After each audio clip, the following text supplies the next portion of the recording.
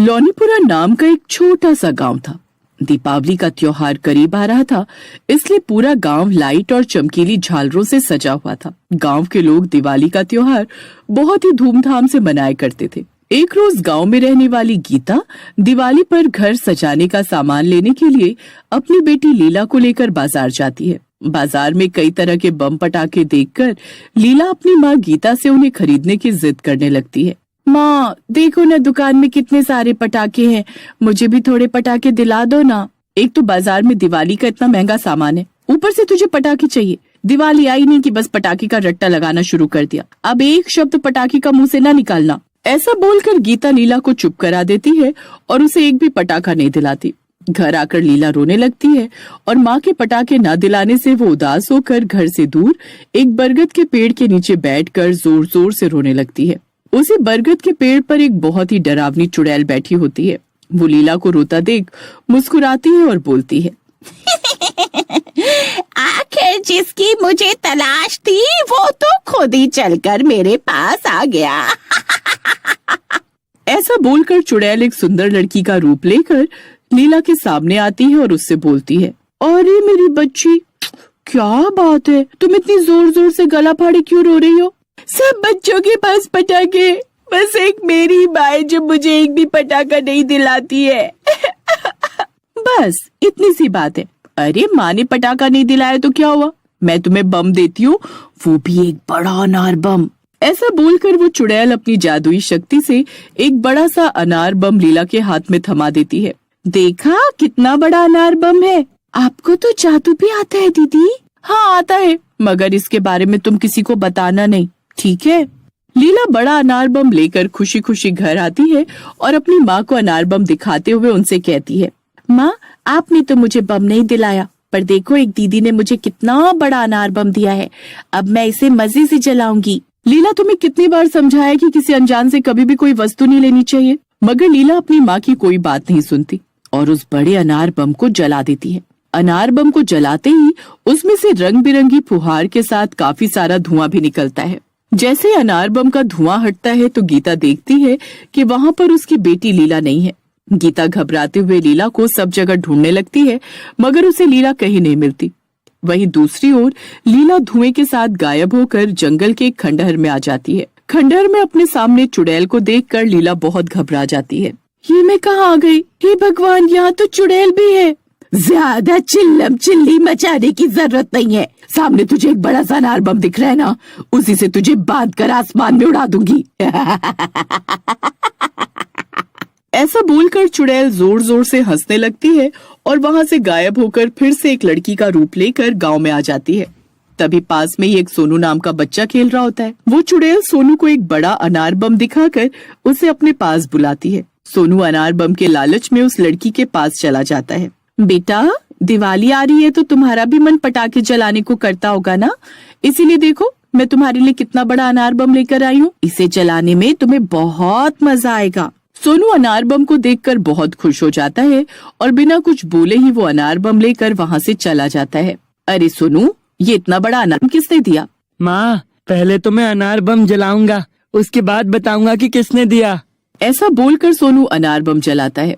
उसके अनार बम जलाते ही वो भी अनार के धुएं में गायब होकर खंडहर में चुड़ैल के पास पहुंच जाता है। चुड़ैल मर गया, अनार बम में चुड़ैल निकली। चुप, एकदम चुप। अगर ज्यादा शोर मचाए ना तो तुझे अनार बम से चिपका कर आसमान में उड़ा दूंगी। अब तू भी इस लीला के साथ बैठकर मजे कर, मैं अभी आती हूँ। ऐसे बोलकर चुड़ैल अपने शैतान देवता की मूर्त के पास जाती है और उसके पास ही में एक बड़ा सा अनार बम रखा होता है। ऐ मेरे मालिक, बस कुछ ही दिनों में मैं अपने लक्ष्य में कामयाब हो जाऊंगी। दिवाली पर मैं 9 बच्चों की बलि देकर इस अनार बम पर इनका खून लगाकर इसे जलाऊंगी, तभी मुझे मेरी खोई हुई शक्ति वापस मिलेगी और उसके बाद मैं और भी ज्यादा ताकतवर हो जाऊंगी।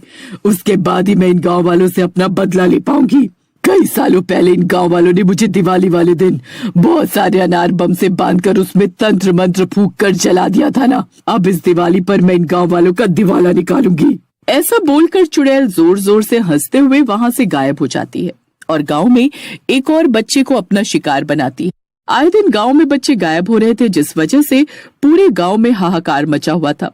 तभी गंगा की छोटी बेटी मीना एक बड़ा अनार बम लेकर आती है, जिसे देख गीता मीना से बोलती है, ये बड़ा अनार बम कहाँ मिला, किसने दिया? अरे कुछ तो बोल मीना। एक सुंदर दीदी ने मुझे ये अनार बम दिया है, और पता है माँ, वो जादू से और भी अनार बम बना सकती है। उन्होंने कालू को भी अपने जादू से एक बड़ा अनार बम दिया है, पर उन्होंने ये बात किसी को भी बताने से मना किया है, इसलिए आप भी किसी को मत बोलना। मीना की बात सुनकर गीता घबरा जाती है और मीना से बड़ा अनार बम छीनकर गांव वालों के पास ले जाती है और सभी लोगों से कहती है। ऐसे बोलकर सभी गांव वाले उस बड़े अनार बम को ले जाकर पुजारी जी को दिखाते हैं। इस बड़े अनार बम को देखते ही मैं समझ गया कि ये जंगल के खंडहर में रहने वाली चुड़ैल का काम है। कई साल पहले हमने उस चुड़ैल को तंत्रों से अनार बम में बांधकर उसकी शक्ति छीन ली थी। पुजारी जी अपनी आंखें बंद करते हैं और कुछ देर बाद अपनी आंखें खोलकर बोलते हैं, उस चुड़ैल ने जंगल के खंडहर में सभी बच्चों को बंद किया हुआ है। दिवाली के दिन उसे बच्चों की बलि देने से रोकना होगा, नहीं तो अनर्थ हो जाएगा। मैंने देखा कि उस खंडहर में एक बहुत ही बड़ा अनार बम है। मैं अपनी बच्ची को उस चुड़ैल के हाथों मरने नहीं दूंगी। कुछ भी करके मैं अपनी बच्ची को बचा कर रहूंगी। इस काम में बहुत खतरा है। अगर चुड़ैल को जरा भी भनक लगी कि तुम अपने बच्चों को उसके चंगुल से बचाने आए हो, तो वो तुम्हें भी नहीं छोड़ेगी। इसलिए कोई एक ही हिम्मत करके उस खंडहर में जाए और उस बड़े अनार बम को जलाए। अकेले चुड़ैल का सामना करने की किसी में हिम्मत नहीं थी, मगर इस काम को करने के लिए गीता आती है। गीता, तुम बहुत बहादुर हो, इसलिए हम सब तुम्हारे साथ चलेंगे और खंडहर के बाहर तुम्हारा इंतजार करेंगे। अगर तुम्हें कोई भी दिक्कत हुई तो हमें आवाज लगा देना। फिर गीता दिन के समय गांव वालों के साथ जंगल के भीतर जाती है और बड़ी बहादुरी के साथ अकेले ही खंडहर के अंदर जाकर देखती है कि सभी बच्चे डरे सहमे एक कमरे में बंद हैं और चुड़ैल अपने शैतान देवता और अपने बड़े अनार बम के सामने बैठकर मंत्रों का जाप कर रही है। उसी वक्त चुड़ैल की नजर गीता पर पड़ती है। चुड़ैल गुस्से से चिल्लाते हुए बोलती है, तेरी इतनी हिम्मत कि तू मेरे खंडहर में आकर मेरी पूजा भंग करे। ऐसा बोलकर चुड़ैल गीता का गला पकड़ लेती है। आज तो तेरा काम तमाम मेरी रानी। तुझे पता नहीं है कि तूने किससे पंगा लिया है। एक चुड़ैल जिसकी शक्तियां एक बेकार से अनार बम में है। ऐसे बोलकर गीता अपने आप को चुड़ैल से छुड़ा लेती है। तेरी शक्तियां तो कई साल पहले ही खत्म हो चुकी है, इसलिए तू मेरा कुछ नहीं बिगाड़ सकती। माँ, इस चुड़ैल को छोड़ना नहीं, इसने हम बच्चों को बहुत डराया है। आज इसकी चटनी बना देना। हाँ सोनू ताई, इस चुड़ैल को बिल्कुल मत छोड़ना। इसे इसी के बड़े अनार बम के साथ आसमान में उड़ा देना। चुड़ैल गुस्से से बोलती है, अरे ओ चिरकुट, तुम्हारी सबकी बड़ी आवाज निकल रही है। इस गीता से तुम्हें बाद में निपटूंगी। पहले तुम्हें ही मैं अपने बड़े अनार बम के साथ चिपका कर उड़ा दूं। तभी गीता मौके का फायदा उठाकर चुड़ैल के बड़े अनार बम में आग लगाकर उसे जला देती है। जैसे ही अनार बम जलता है, वैसे ही वो चुड़ैल भी फुलझड़ी के जैसे जलने लगती है। चुड़ैल जलते हुए बोलती है, गीता, तूने मेरे साथ धोखा किया है, मैं तुझे छोड़ूंगी नहीं। चुड़ैल दर्द भरी आवाज के साथ बोलती है, अरे मर गई, मर गई जी, मर गई। मेरा बदन मेरे अनार बम के साथ जला दिया रे। आए, आए। अनार बम के जलने से उसमें इतनी फुहार निकलती है कि पूरा जंगल रोशनी से जगमगा जाता है। अनार बम के खत्म होते ही चुड़ैल भी भस्म हो जाती है। गीता सभी बच्चों को खंडहर से बाहर निकाल कर लाती है। खंडहर के बाहर खड़े सभी गांव वाले गीता को सभी बच्चों के साथ देखकर बहुत खुश हो जाते हैं। सोनू अपनी माँ को देखकर उसके गले से लग जाता है। माँ, आज के बाद मैं कभी भी किसी अनजान से कोई चीज नहीं लूंगा। मेरा बच्चा, मेरी जान, तुझे जिंदा देखकर मैं बहुत खुश हूँ और तुझे किसी अजनबी से कुछ भी लेने की जरूरत नहीं है। तेरी माँ तुझे सब दिलाएगी। माँ, आप सच में बहुत बहादुर और ताकतवर हो। मेरी बच्ची, ये ताकत तो मुझे तुझसे ही मिली है। अब इस दिवाली में तुझे ढेर सारे पटाखे दिलाऊंगी। सभी लोग गीता की हिम्मत की दाद देते हुए गांव वापस आ जाते हैं।